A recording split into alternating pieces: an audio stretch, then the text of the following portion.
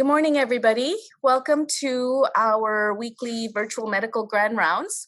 I think this is probably one of the first few times that we have actually shifted away from a COVID topic. So I'm sure there will be a little bit of COVID mentioned, but for the most part, it's shifted away for this week anyways.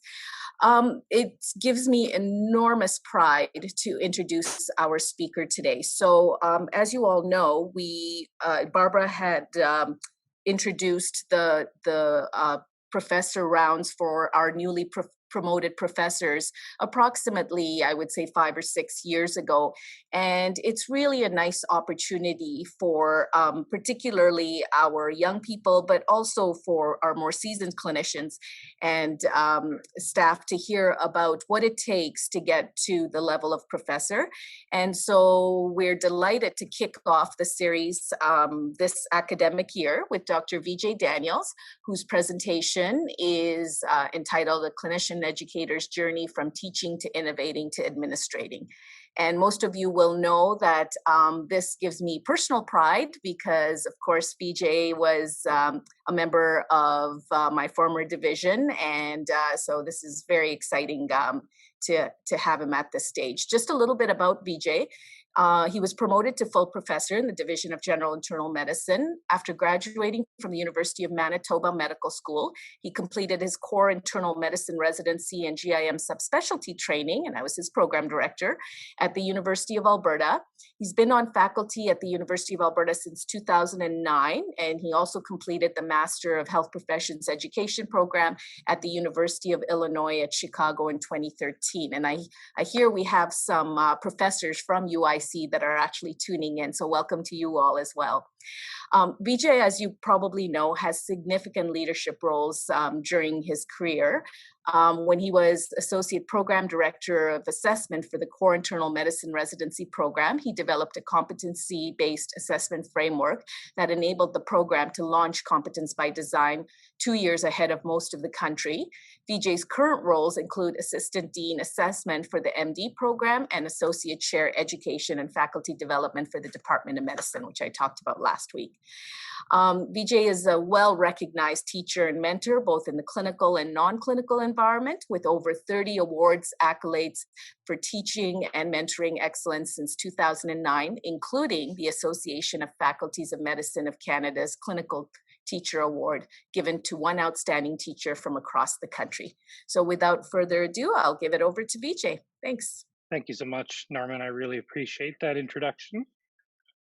So it gives me great pleasure to be able to present these grand rounds today, and pleasure to have so many of my mentors actually here. Both Rachel and George from Chicago are on the line, and that's just so wonderful to me. So what are objectives today? Well, as you saw on the poster, by the end of the session, you will be able to define what is a clinician educator, distinguish scholarly teaching from scholarship of teaching, and discuss the importance of conceptual frameworks. So you'll notice that I added this subtitle to the title, What Would Boyer, Fincher, and Bordage Think? So who are these folks? So Ernest Boyer was former president of the Carnegie Foundation for Advancement of Teaching, and he was commissioned to write the book Scholarship Reconsidered that I will talk a bit about. Ruth Marie Fincher, who's down at Georgia Health Sciences University, professor emeritus there, she questioned some of Boyer's work in a collegial fashion to try and really focus the field. And her paper we're going to talk a little bit about today. And last, my thesis supervisor, one of my thesis supervisors, who's on the call, I'm so privileged to have him here, George Bordage, who I describe George as the scholar of scholarship. What are the things that helps make better scholarship? We're going to talk a little bit about conceptual frameworks today, actually more than a little bit, to be honest. So first, what is a clinician educator? If you've been around academia and looking at our job descriptions, you will notice that this is one of the categories. But to have a category means nothing unless we understand what it means. So 3 of my colleagues in Canada, and many of them will be familiar to you, Jonathan Sherbino at McMaster, Jason Frank in Ottawa, and Linda Snell. And Linda describes the 3 of them as the 3 amigos of the Royal College. They published this paper, and it really is probably the best way to explain what a clinician educator is. And it really is the right context in terms of what it means to be a clinician educator in a Canadian context, because they did a national mixed method study. It was focus groups of deans and directors of medical education centers, and then a survey of over 1,000 individuals in terms of what it means to be a clinician educator. And what they found was there were 4 key roles of a clinician educator. The first is that the participant, the clinician, sorry, they are a clinician. And this contrasts the health professions education scientist.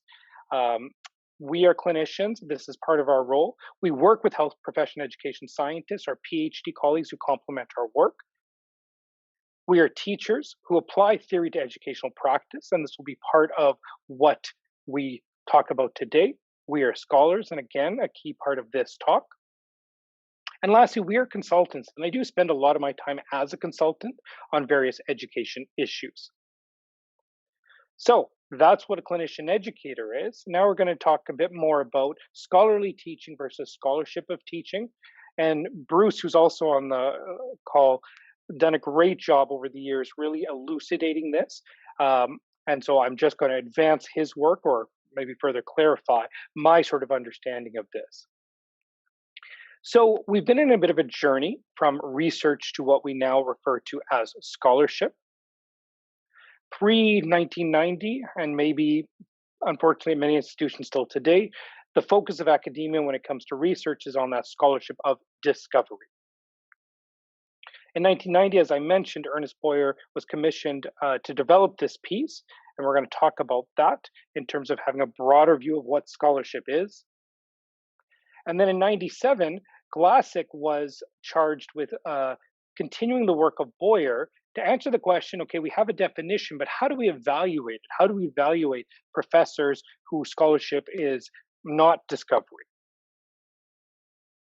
And then, as I mentioned, Ruth Marie Fincher with Janice Work published this paper in 2006, which challenged some of the assumptions in Boyer and Glassick's work. So what are the types of scholars? So scholarship of discovery, original research, discovering new knowledge. This is sort of what we think of as traditional quote unquote research. Integration, which is to search for connections between discoveries. And I'm going to actually reference a really neat paper in this talk that's a perfect example of the scholarship of integration, because it actually pulls from different fields. Sometimes we can get too insular and just focus on medical or health professions education. Sometimes we have to reach into education and psychology literature. The scholarship of application, and in sort of the definition, I'm referencing an article by Beattie, who was sort of clarifying some of the work of Boyer. But the quote out of that article is, applications about building bridges between theory and practice. And in many ways encompasses the service functions of academics. So a lot of the work I do in administration and consultation is around the scholarship of application. Applying theory, how can we apply it to practice? And the last, as Boyer proposed, is the scholarship of teaching, to communicate one knowledge effectively to our students. So what is good scholarship? We have a definition, but of course we live in universities that evaluate us. So what is the meaning of good scholarship? Well, Glassick's work in 97 published, and then he published this paper in Academic Medicine, clarified this. And so we have 6 criteria, and some people now refer to this as Glassick's criteria. And the first is we must have a clear goal, right? Again, in papers, you would normally expect to say, the purpose of this research project was to. It is still surprising to today that people don't have this statement. And in fact, George published this paper back in, I think it was 2000, looking at the reasons journals reject papers, and 20% of the reason was attributed to not having a clear purpose to what the project was about. Next is adequate preparation. Does the scholar show an understanding of the existing scholarship of the field? Because again, scholarship and research is all about building on what's been done. Appropriate methods. Don't use quantitative methods to answer a question that's more appropriate with qualitative methods. Significant results. This is important regardless if it's teaching or whether it's more traditional research. If I'm going to implement an educational intervention, what is the metric that I want to know that will mean there's significant results? Effective presentation, again, for all of you who review journals, I'm sure you've many a time read a journal and you're like, I don't quite understand what they're saying. And you're having a problem understanding what the work is. So this applies to a traditional paper. This applies to, a workshop, lecture, whatever it might be. And the last is around that element of peer review. Peer review is not just about someone saying your paper is good or bad. Peer review brings into it a reflective critique, that we should be reflectively critiquing our own work. So that is Glassix's criteria, and you can see how that can apply to a variety of different scholarships. But as I mentioned, Ruth Marie Fincher questioned whether is there really truly 4 types of scholarship. So Boyer's work, Scholarship Reconsidered, advocated for 4. Ruth Marie Fincher's article said, you know what, I don't think there is actually 4. And so here are some quotes out of it. The common elements of all forms of scholarship are peer review and public dissemination. And that's really key. What she argued is that there's only really 3 distinct forms of scholarship. And that scholarship of teaching, it's more that the scholarship in the domain of teaching, that can be scholarship of discovery, integration, or application. And this was a challenge to sort of the current thought. And this is the diagram out of this paper, and I'm going to walk you through it a little bit. So what is teaching?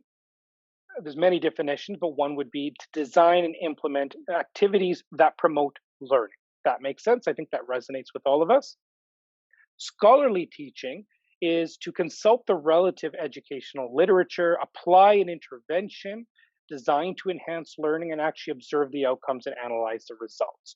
Obtain peer review. So one of the programs we have in our faculty is peer review of clinical teaching. So you can be observed in the clinical environment being peer reviewed. And then you get feedback and to reflect on that feedback and to make your teaching more scholarly. And finally, scholarship of teaching. As it says there, it builds on scholarly teaching, and really it has a demonstrated tangible product presented in a form that can be reviewed by peers for quality and public disseminated for others to learn and build upon. Now, it may seem like shades of gray between scholarly teaching and scholarship of teaching. A traditional paper that's in a peer-reviewed journal, that makes sense that that's scholarship. But another example of scholarship is there's an online repository of peer-reviewed educational activities called MedEd Portal out of the AAMC in the US. And so one of the products of scholarship that I actually based a lot of my work on when I was doing clinical teaching workshops was a workshop on improving bedside teaching.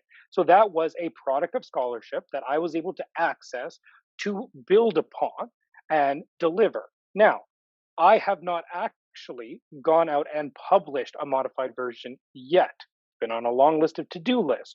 So when I'm delivering that content, that's scholarly teaching. And I've measured it. I've actually just recently got the data back from a bunch of workshops I did in spring. And I've got faculty members who are changing their behavior, who are incorporating these teaching techniques in the workplace. And that is evidence of scholarly teaching. Not quite scholarship of teaching yet, but you can see that there's kind of shades of gray. And the reason I think it's important to aim for that higher level is nobody else can build on my work unless it's out there for peer review and dissemination. That kind of work would be scholarship of integration. And so we're integrating different principles from different fields into a package. Now, one thing as I was doing a dry run of this presentation with my wife, and my wife is a prof in education, so I view that as peer review, and she should be able to claim that on her annual report as far as I'm concerned, is that, am I asking everyone to be pushed into scholarship of teaching all the time? No. If your portfolio is not a clinician educator, I would strongly encourage you to take your teaching to the next level by coming to workshops that I deliver, by consulting with me. If you're a clinician educator, you should always be asking the question, how would I go to scholarship of teaching? And I'm always happy to help young faculty members with that. So I want to kind of outline, again, this principles with my job description. So currently, this is my job description. I'm 40% clinical, all of it in teaching venues, which has been a reduction slowly over the years as I've taken more administrative and teaching portfolios, and I'm 10% research. To me, the administrative roles I hold and the other things that don't fall firmly in an administrative category, like I do a lot of faculty development work, This must be scholarly. And so I do try and hold myself to that standard to meet that definition. It's my 10% research that must meet the definition of scholarship. That's the way I understand things. And that's the way I sort of mentor junior faculty around this. So, how do I do scholarly teaching? Sounds like a bit of a lofty goal. And so I'm going to come back to this clear goals and adequate preparation from Glassic. I don't know how many times I've sat around boardrooms where people have a good idea and I have to ask, what's your goal? What are you trying to fix? An example I will use is we were at the National AFMC Clinical Skills meeting a few years back, and point of care ultrasound was catching on. And everyone was like, we need to teach point of care ultrasound to med students. Don't get me wrong, point of care ultrasound absolutely has benefit in the clinical realm, and I think our residents should be learning it. But I was sort of hesitant about rolling it out to med students. And so I asked a question that I thought was a fairly obvious question. I said, what is the educational problem we're trying to address with this? Dead silence in the room. Nobody could answer the question. These were medical education leaders from across the country. And it was sort of this like, well, but it's already here, therefore we should use it. And I really did push back. Now, again, I'm not saying it's not important. In fact, I'm a co-author on a national project establishing the competencies that we should be teaching in med schools on with point of care ultrasound. But that was done with a very good scholarly approach to create that paper. One of the key things I want to focus on in this next objective is, what does adequate preparation mean? What does it mean to have an understanding of the existing scholarship in the field? And that takes me to the third objective, which is to discuss the importance of conceptual frameworks. So what are conceptual frameworks? Well, first, before I get into that, I want to talk about how I have been I use the word blessed. People can say lucky, people can say it's fate, people can say it's providence. But in April of 2009, Georges Bordage published this paper on conceptual frameworks, really kind of challenged the field where we need to be able to focus and actually use these conceptual frameworks to build on the most effective scholarship. And I still think I'm kind of young, but definitely much younger, starting out faculty member July 2009, showed up to Chicago to start my master's under the tutelage of George and Rachel and many other excellent faculty members there. And it was honestly a little bit overwhelming to be like, wait a minute. So the paper we're reading is the one you just published? Okay, this is a little insane. Like this really, and again, I'm not trying to downplay any other master's program, but I am so indebted to the master's program at Chicago. So what are conceptual frameworks? Well, you can categorize them, or George categorized them as sort of three big categories. Theories, theoretical frameworks would be another way you'd say this.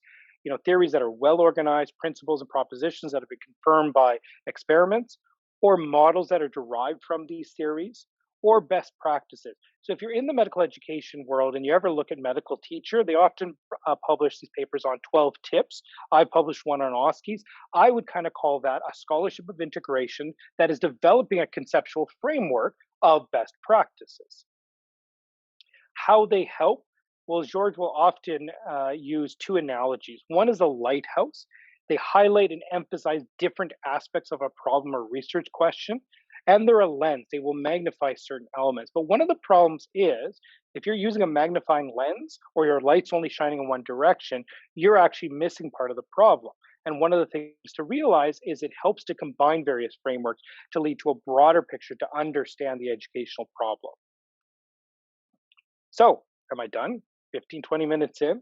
Well, that was the objectives of what I wanted all of you as participants to get out of this. But obviously, part of this talk was this. What does any of this have to do with what I've been doing over the last, actually it's 11 years, as my wife pointed out to me.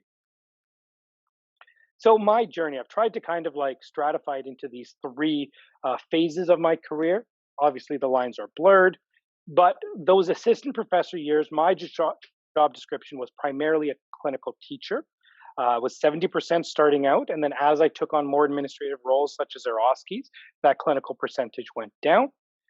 The second phase was sort of what I call the innovating phase. We launched competency-based medical education. There was a lot of scholarship of application, pushing the limits of what we can do in an e-OSCE system, as well as revamping how we did clerkship assessment in the medical school. And finally, to the present, what I call the administrating role. So as the title of the talk was, from teaching to innovating to administrating.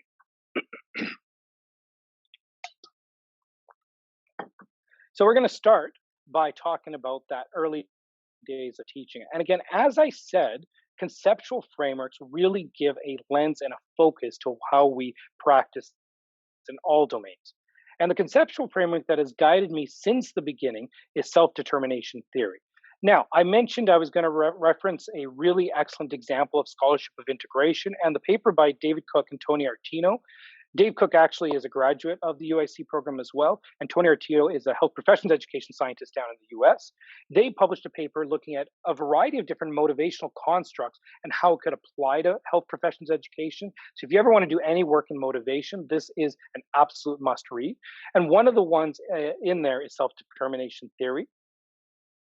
The basis is primarily we need to move our learners, and I would say this also applies to our faculty members, from extrinsic motivation to intrinsic motivation. When learners are more intrinsically motivated, as you can see there, they're more interested, they're more curious, they want to go after challenge, and they enjoy their learning.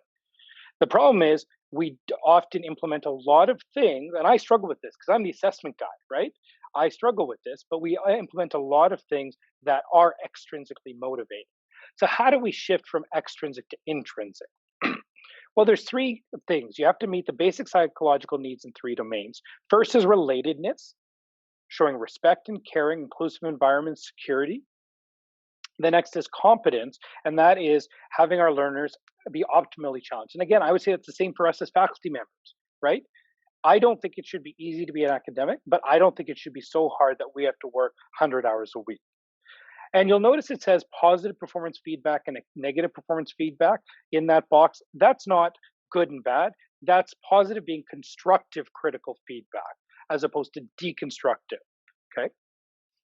And last is autonomy, enhanced by choice, explanatory rationales. When our learners understand why we're doing competency-based medical education, it does radically shift what it's about. And this is one of my areas that I really think we need to continue addressing. So this is how I say it to my learners. These were kind of the words that may have come out of my mouth when I was a junior faculty member. And I would just be honest. I expect you to sweat a bit. So here's an example. When I was starting off as a new staff, on service, on CTU, I often stayed on the ward all day. And part of that is I had the luxury to do so because I didn't have much administration and teaching that pulled me away from the ward. And I realized very quickly that the med students and junior residents would come to me and the senior resident didn't really have much autonomy.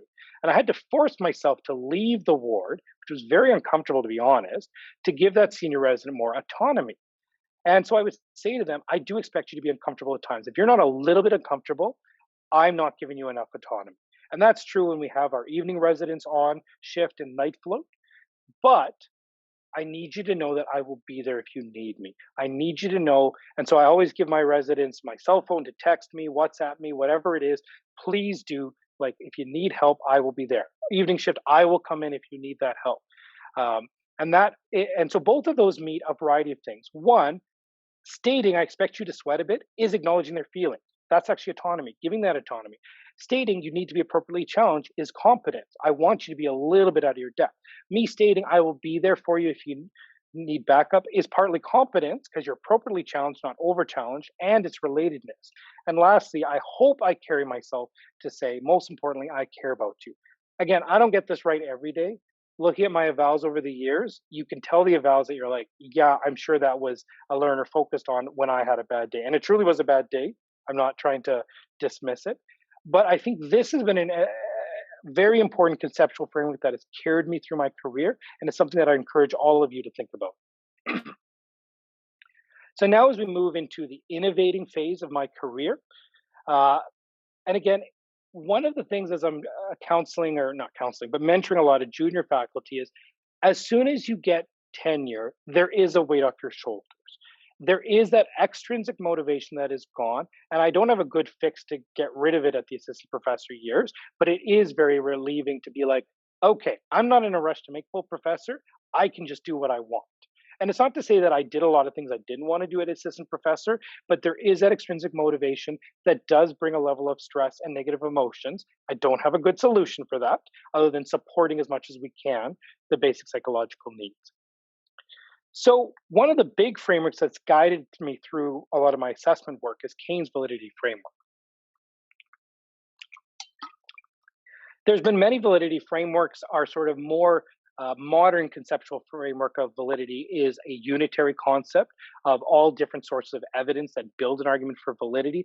What validity essentially means is, can I use the results of this assessment for its intended purposes? So if that's just me giving you feedback to a learner on an EPA all the way up to the Royal College exams and medical council exams. What I like about Kane's validity framework is that Kane structured it sort of through the various phases of an assessment. So the first is scoring. If you're filling in an OSCE checklist on a learner, can you trust that the score on the sheet represents it? And there's many things that go into it. If you had two raters in the room, like I did for my thesis, it was actually surprising how the inter-rater reliability was not as high as I might have expected. If the resident doesn't understand the stem on the door, and I've been very much guilty of stems that I didn't realize till after the fact, didn't quite make sense. Those will be threats to validity. Generalization is actually a lot of what we focused our time in validity work, almost too much. Things about reliability and the psychometrics. And again, I'm not saying they're not important, but sometimes we were focusing too much on that. Did we sample enough? What I love about Kane's framework is it made it explicit extrapolation. Does the test environment extrapolate well to real life? And that I think is a very important question to answer. I'm going to pick on Dominic, one of our GIM residents, because I see he's on the call. He was bold enough to say at a recent GIM Journal Club, and I agree with them. Let's be honest, in an OSCE, we're kind of putting on a little bit of show because we know we're being under the microscope. And I agree with that statement. I didn't disagree. But that's where an OSCE loses extrapolation evidence because we know it's a contrived environment as opposed to the workplace. Lastly is implications, which is a bit of a confusing concept. In Messick's framework, we called it consequences, and it has to do with how did the test result, first, how did we set the standard, but then how did the test result impact future learning? If you don't do poorly on an assessment, and I give you remediation, and then you again don't do poorly on the assessment, and I think my remediation was the right, that's a threat to validity of the assessment. Maybe the assessment's not capturing what we think it is. So my thesis was focused on this generalization part, and a lot of my early work in OSCEs was around how can we increase reliability and things like using more rating scales, less checklist items. But as I moved on to my career, I sort of realized, Kane's framework's not enough. And this is, I'm getting to the point that we sometimes need more than one conceptual framework. And Kees van der Vleuten back in '96 actually proposed this. And the Royal College will often call this the CARVE mnemonic. I don't know if Kees himself intended it to have this acronym, but it works beautifully. The first is looking beyond just validity. What's the cost? Cost in dollars, cost to human resource. What's the acceptability of this, right? When OSCEs were first launching, there were like news articles about actors from Hollywood are flooding into medicine. Like it's kind of funny in that way. Reliability and validity, although they're distinct in cases model, in a more unitary concept, we kind of view this as all part of validity, but reliability is what I get the same result for repeated assessment. Validity, as I said, is can I infer what I intend based on the assessment data? But what I love about the utility frameworks, it makes it very explicit what's the educational impact. And as we were developing an EOSCE system, and even before that, I kept asking the question, it's fine to run a very psychometrically rigorous and even authentic OSCE, but am I making a difference in our residents and then go later in my career student learning? So that was a lot of the focus. If you're ever interested in reading an excellent Scholarship of Integration review paper on assessment and feedback, Chris Watling at Western and Schiffer Ginsberg at Toronto. Oh, sorry, Schiffer, I spelled your name wrong in the subcaption below. Had this awesome paper that I encourage you to read. This quote, this is sort of a conceptual framework of feedback we all agreed on. To be effective, feedback should be timely, specific, actionable, task-oriented, or the SMART mnemonic for feedback is another one that people often use. I don't think anybody questions that. But it led to a big thought of, well, that's great, but too often in medicine, it's a sort of a unidirectional concept. I'm giving the learner feedback. But when I think about our OSCEs and think about the process, is there a way we could harness the autonomy of the learner so that they can generate the feedback, or at least they can be more in control of how they use the feedback? So that led to a discussion of, can we use our eOSCE? We got a grant to develop this eOSCE system to improve assessment and learning. That seems like a fairly straightforward question. It should be easy to answer. But it's actually interesting because Alicia Strand is on this call as well. And Alicia is one of our new general internists who's actually started the Chicago Masters just over a year ago. And she came to me to do a research project when she was a junior resident. And we were bouncing back and forth on ideas. And her question was, I want to know if our residents are actually learning something in our rotations. And I posed what may seem like a simple question back to her, is like, what do you mean by learning? And actually, that sent her on sort of a 3-month goose chase into the medical education literature of what the question is. And ultimately, I think it's an important question to ask, because how would we know if we were successful? What is the metric we're looking at? And the metric can be qualitative. Sometimes we focus too much on quantitative. And really, what does support student learning mean in a very action-oriented, behavior-oriented, workplace-based learning environment that we have? I'm not running OSCEs to teach you better differentials. I'm running OSCEs and hopefully giving you feedback so you actually are a better doctor, which sounds like a very lofty goal. So one of the conceptual frameworks that helps us understand this discussion is Kirkpatrick's outcome framework. So you've all been to conferences. You're going to get you may get an evaluation of today's grand rounds. I'm not sure, but it'll often ask about, were you satisfied with this talk? And that gets at that reaction level. Okay. The next level up is learning. Did you learn something new? Learning is about the best you can get at any of these 1-hour grand rounds, sessions, conference, plenary. And I'm not saying that's a bad thing, right? That's just when you've got huge impact broad reach, right? There can be hundreds of people attending an online Zoom conference, and that's great, but it's very hard to actually affect behavioral change. And one of the papers by Yardley and Dornan back in 2012, they were critiquing Kirkpatrick's framework as maybe not ideal. I don't agree with their conclusion, but one of the quotes in there was, when they did a comprehensive review of a bunch of articles, including 6 of 14 BME reviews. BME is best evidence in medical education. It's like the Cochrane of medical education. They said relatively few Kirkpatrick level 3 and 4 outcomes. And I use this to say we should be focusing, when we do educational interventions, at affecting a change of behavior in our learners. It's not enough to do a workshop or do a complex educational intervention to just say they liked it. So, can we use eOSCE to improve assessment learning? Well, I was quite pleased this got published last year. And in fact, I had emailed George and Rachel after this paper got published, because I have never had reviews that were so short. Really, one reviewer just had a few minor things. This was on the very first review. And the other reviewer was like, this is fantastic. This is incredibly well written. I completely understand it. It should be published as is. And that is a testament to the training in terms of sort of manuscript writing that I got through my master's. And this is one of the reasons I advocate for people to get a master's if you really want to hone your skills in terms of effective presentation and writing. And the summary conclusion, so this paper was sort of the whole journey of eOSCE, both on how do we reduce missing data, do we increase comments? But if you look at that last bullet point, we actually followed up with our residents 3 months after they had taken their OSCE, written an action plan, and we asked them, review your portfolio, did you do it?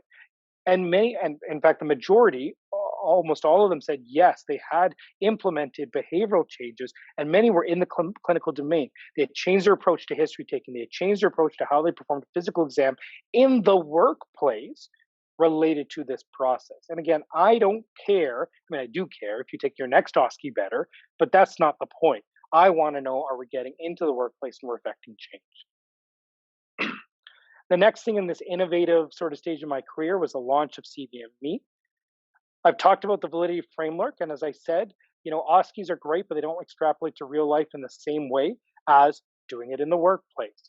But as we can all say, the acceptability of asking more of our preceptors comes at a high cost. So how do we motivate, how do we affect this change when we were launching competency-based medical education? And I'm very privileged that Daryl Rolfson was our program director at the time, and he really helped drive this. And a conceptual framework of change is Cotter's leading change. And it was very helpful. Daryl had that kind of higher level vision of affecting change, and working with him and working with Cheryl Goldstein on the academic advisor and comps committee side of things, we were able to launch this, as Narmin said, 2 years before most of the country. And that's again an example where multiple conceptual frameworks can help solve an educational problem. Now, coming back to this though, it's great we've launched, but as I said, is it doing what it's supposed to? And I think we all have this question, right? Okay, this is great. I'm doing a bunch of EPAs. Norman's kind of furrowing her brow in the room in front of me, because I'm sure she thinks the same thing. And so we wanted to ask this question. And two of the things are, one, educational impact. Are we actually driving better education, or is this just a huge make work project? We're just dotting a bunch of I's and crossing a bunch of T's. And one of the things that it made me realize, as I myself were doing EPAs early on and seeing colleagues do it, is, are they really interacting with the form that we think they're supposed to? Because I got to be honest, I've said this in public venues. I'm not happy with how our forms finally ended up. Part of that was a decision to be more standardized across the country. I actually felt that we could have learned more from our family medicine colleagues in terms of, keeping things focused. So the question became, are they actually using the forms, and what is the rate of cognition? So this project was done a couple of years ago. Alicia's taking the lead on this now, and I love her title. If entrustable professional activities, EPAs, are meant to hit two birds with one stone, summative and formative, how are end users taking aim? And so this was a study where we interviewed both residents and preceptors within a couple of days of filling in an EPA, so they could remember that EPA, they can pull it up again. And we asked them, so what were your overarching goals? What were you trying to do? And Alicia prepared the manuscript. We're so close to submitting it. I did ask her permission. This is the bottom line of our conclusions of the abstracts. So residents and preceptors appear to use workaround to complete EPA assessments in the ways that they feel will accomplish their variable goals. The ensuing heterogeneity of the processes may threaten formative and summative purposes, and therefore we suggest efforts to mitigate these threats should focus on encouraging preceptors and residents to be explicit about their goals. I don't think we should be changing what our preceptors are doing. One of the beauties of CBME is that you have the idiosyncrasies of various preceptors with various lenses, seeing your work from different angles as a resident. And I think we should encourage that. We just need to be more explicit about that. So the most recent stage is moving into administration roles. I took over as Assistant Dean of Assessment a couple of years ago for the MD program, and then Associate Chair of Education from Bruce in July 2019. And then we amalgamated that role with Faculty Development when Bill Defoe retired just this past July. And so I thought it would be nice to have a bit of a humorous, imaginary conversation. Hey, Dr. Daniel, I heard you're an Assistant Dean. Congrats. What's that like? Oh, it's great. I sit in tons of meetings to the point my daily step count is somehow negative. So we've all been in those shoes where you sit in all these meetings in these administrative roles and you're wondering if it's making a difference. And of course, in this imaginary conversation, okay, I guess keep up the good work. Thanks. So administration, or the term service that our university more broadly uses, it's part of our job. And when I have those days I'm pulling up my head and asking the question why I'm doing this, and I think anyone with any administration role may wonder these things, it takes me back to our FEC standards, not because I'm being evaluated, but because I love the line that's in here.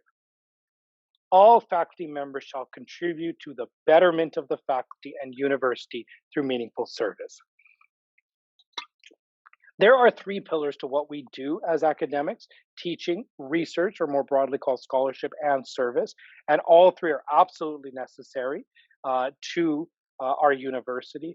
And I most days feel quite privileged to have an opportunity to be able to contribute through these administrative roles. But when I took on these roles, it was hard, because it's like, where should I focus? It's very easy when I was just innovating. It's like, here's a problem. I've got an educational solution that's grounded in conceptual frameworks. We implement, we look, we're done. you take on these administrative roles, it's like, where do I even begin? And one of the big things that I've sort of been reflecting on, again, coming back to Kane's validity framework and Van der Vluten's utility framework, is are our assessments doing what they should, and are there actually negative sequelae?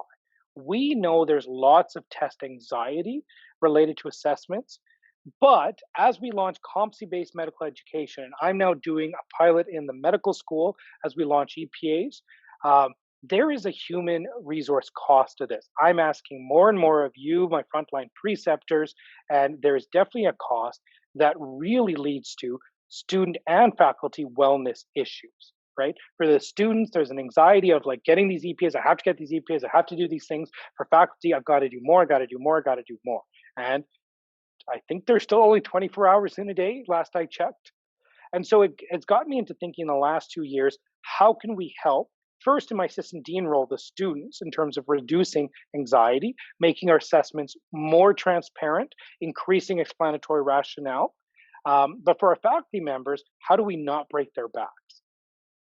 And so I'm going to end this talk explaining how I might approach the problem and why it's wrong to approach it this way.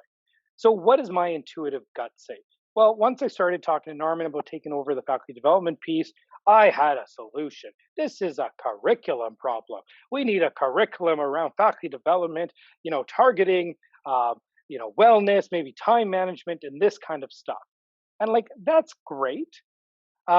Or maybe another framework, Davis's framework on CME, which I use to build in my faculty development sessions when I do clinical teaching workshop. You need to know what the needs are, focus initiative, multiple strategies, multiple sessions, and that's great. And of course, you got to make sure it meets class criteria, right? Adequate preparation, blah, blah, blah, blah, blah. And I see how I would tackle this, but then I have how I should tackle this. And I see Rob Pauly on the line. And so I borrowed this slide from him. Because one of the things that struck me, again, I don't know this literature, right? I'm not in the wellness literature. This is one of the models, a conceptual framework of physician wellness. And there's kind of three things that contribute: the culture of your organization, the operations and efficiencies, and then me. And so I was very much focused on this personal resilience, right? I need to help my faculty have more resilience, better time management strategies, stress management, yada, yada, yada. This is where I immediately went to. And then I was very privileged to hear Rob say, it kind of disheartened me, but it's still good that I heard it, that some studies suggest when you increase personal resilience, you just make the physician more resilient to put up with the junk that's happening in the culture and the operations, to the point that you can actually increase burnout. They stick it out longer, they don't seek help. Oh, that would be good to know.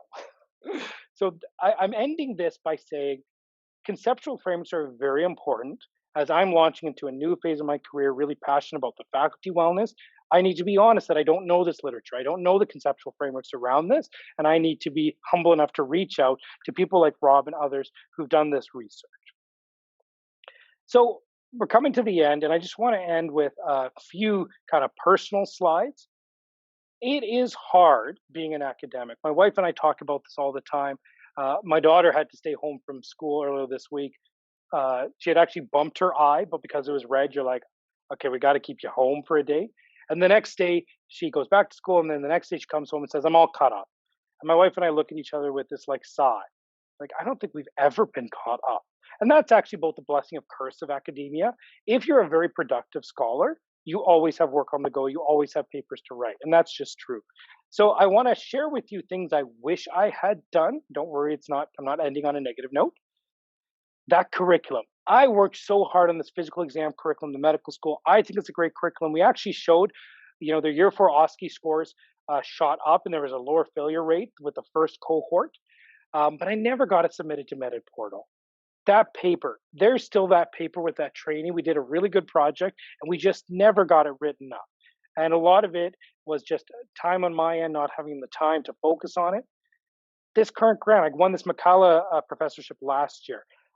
We're still in data collection, and COVID has put a wrench in it, so I have good excuses, but I still sometimes wake up going, oh, shoot, I haven't done anything about this yet, and I've had this award for like a year.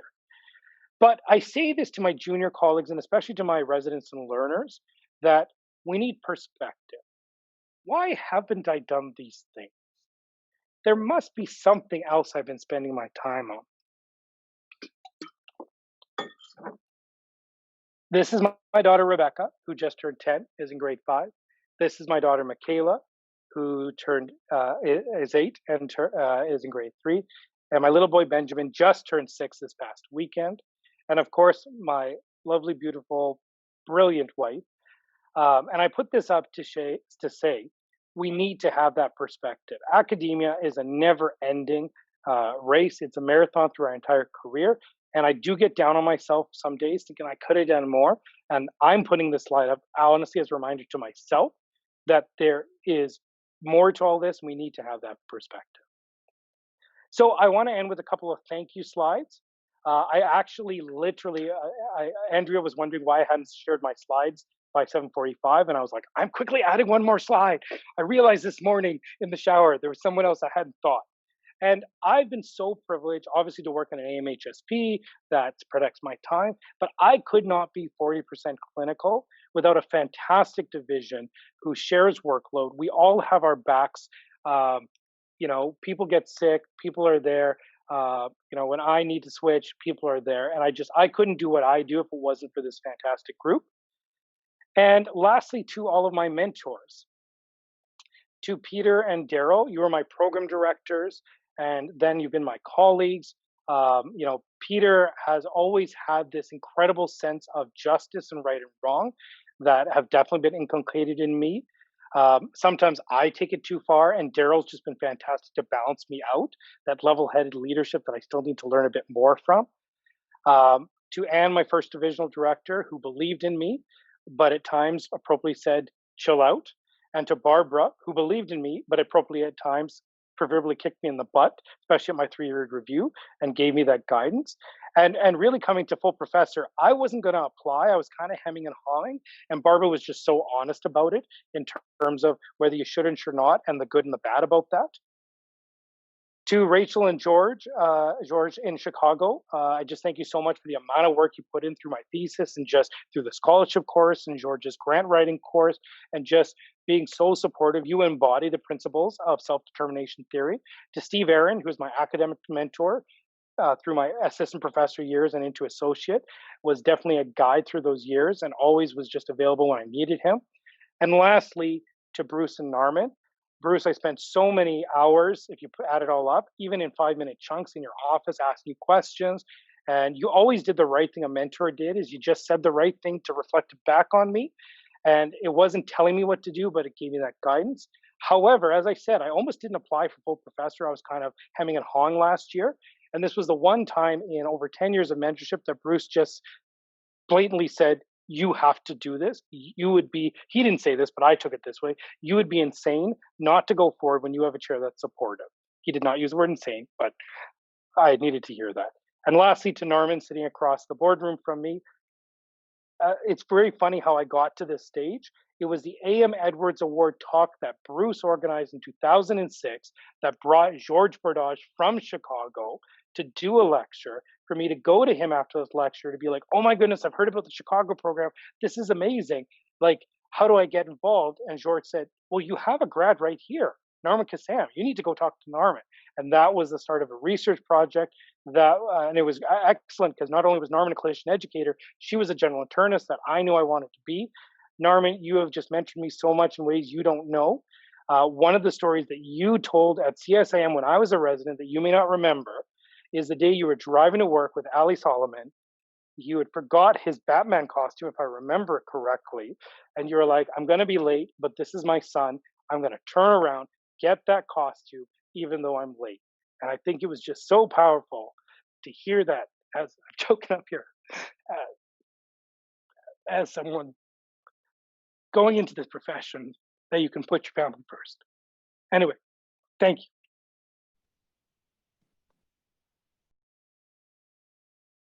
That was amazing, Vijay. Thank you.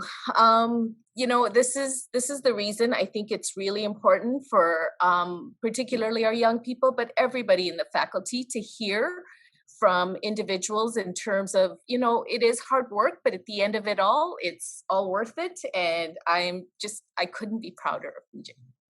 So, Yeah, he's making us all cry, I'm seeing here. uh, Vijay, I have a question for you. You know, we do have a lot of like young people on the line, which is really nice to see. Um, you talked about what you would have done differently, and I know, you know, sort of especially topping it up with the perspective, because I feel so strongly about that, to actually have that perspective and remind yourself what's important. But you know, there's no question there has to be that degree of focus, and that's what was always just um, I, I I found so powerful from you, is you always had that level of focus. You knew that this is, you know, right now this is what you need to be aiming for, and yet you were always generous, you know, with mentorship and time and things like that. How do you find that balance of finding the focus and yet still, you know, being able to bring the young ones in and mentoring them and bringing them along? Yeah, I think it's a fantastic question, and I think through my training, we actually had a session um, during my master's where we had to interview a successful scholar, both locally and then in groups. And so the successful scholar I chose was actually me too. I was quite privileged to sit down with him. This is back in 2011, 2012, and hear from him. But also part of the discussion was around, and I remember a story out of my master's that there was someone who was a well-known endocrinologist who was getting into med ed stuff. And what they said is, you know, I'm really well known in the endocrine world, but nobody knows me in the med ed world. And the discussion of the Chicago program was like, because you need to have a focus. And I almost viewed it as like, uh, you need a solid foundation. I was very prone before I finished my master's to do very superficial little studies. Let's do a little bit over here, a little bit over there. And I think the master's really ingrained, no, you need to dig deep. You need to know a body of literature well, know the conceptual frameworks well, follow that literature so you can be an expert. And again, I'm only 10% research, but I think it was really helpful to hear that, because too often we want to do opportunistic research. Let's just run over here and solve this little problem, but it's not in our area, and then to come back. And so I do challenge junior faculty, especially with a smaller research percentage like me, or even if you have a larger, you got to pick something and really focus on that so you can become an expert in there. I mean, our promotion criteria are fairly clear. By the time you're going to associate, you need to have a national reputation. And I say that to our assistant professors. If your expert area is this in clinical, if you're going for associate professor and the other person who does a lot of this work in Canada has never heard of you, there's a problem. You need to be really, you know, focused in your career. And it is hard because I'm a general internist like you, right? I want to be an educational generalist. I have skills in curriculum, program assessment, but I had to firmly establish the assessment part to be able to do this well. I was going to put our guests on the line, just on the hot seat a little bit, and so if it's okay, I would just like to bring in George and Rachel to provide any comments related to, you know, you've both done an amazing job with mentorship, and obviously through your program. I mean, you have far-reaching international reach, right? Because I know. Certainly by the time Vijay was in the program, there was individuals from all across the world. So I'm just going to give you both an opportunity, if you would like to just again give us some words of advice for the young people in terms of things that you would recommend, that you've identified, you know, help people with regards to that focus that we're talking about, or anything else. And maybe we'll start with George and then Rachel. Thank you, Narmin. First Oh, of all, congratulations, Vijay, for your professorship. Thank you also for your very kind words. Remembering that if we did well, it's because you got involved. You were engaged, and you still are, and that's what made the difference here. The In a nutshell, you presented a whole host of conceptual frameworks. In a nutshell, each conceptual framework is a way of looking at or thinking about a problem or something. And the reason it's important is because it's giving you a sound footing to build on. It's somebody else has thought about this before, and you're building on others. And that's why it's important. The other thing that came to mind as I was listening, you did a fantastic job of transforming your work into scholarship, both in terms of integration and in terms of application. One of the challenges in the future might be to think about the scholarship of discovery. And you have all these things you found. Now you can start asking some questions about why. Why is this happening? Why are we seeing this? And that's the natural sort of the natural progression. You do scholarship of application integration, and then at some point you start asking these why questions, and that's how I would look forward. Now, I'm not sure I answered your question, Narmin, but those were things that came to my mind. Thanks, George. Rachel?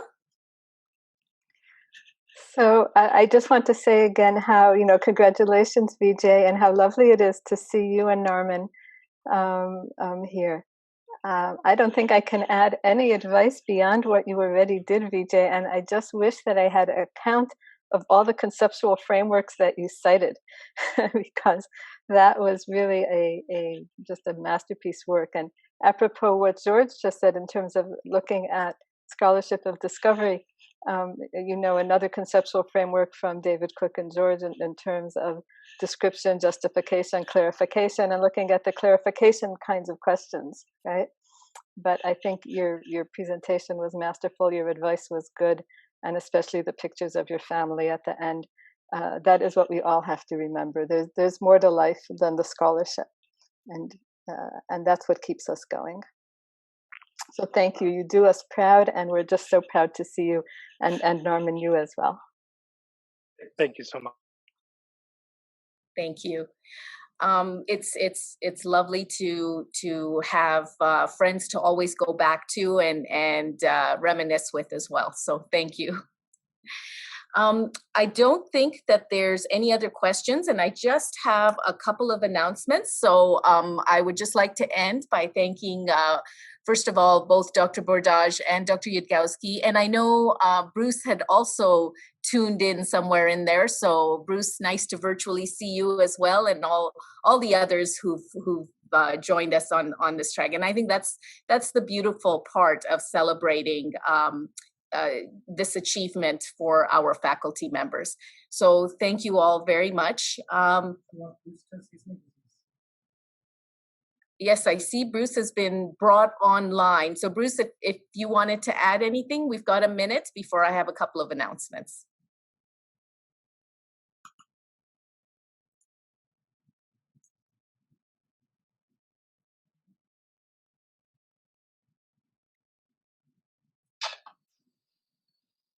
Can you hear me? We can hear you. Oh, I'm not that challenged. That's good. That was fantastic, Vijay. It's as you know, I share that same penchant for scholarship and defining it and trying to apply it. And so it warmed my heart to see such a masterful journey through the whole process, and how applying it to yourself, which is always the real test of a good teacher, is when you put out principles, but then you apply them to something as an example. So well done. Good to see you. Thank you. Thanks, Bruce. Okay, so just a couple of announcements. First of all, you will remember that we have a major restructuring that's happening at our university. There will be a presidential town hall to discuss more details and to ask questions next Tuesday, I believe, Tuesday or Wednesday, September 30th.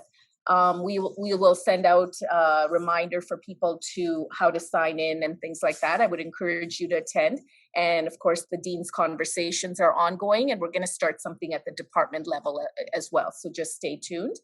And then next week, rather than the usual grand rounds, we have a special presentation on a physician's story of addiction, depression, hope, and recovery by a special guest, Dr. Adam Hill, who's a pediatric palliative care specialist. This is being done in conjunction with the Medical Staff Society, all the departments across the faculty, AMA, and the Physician and Family Support Program.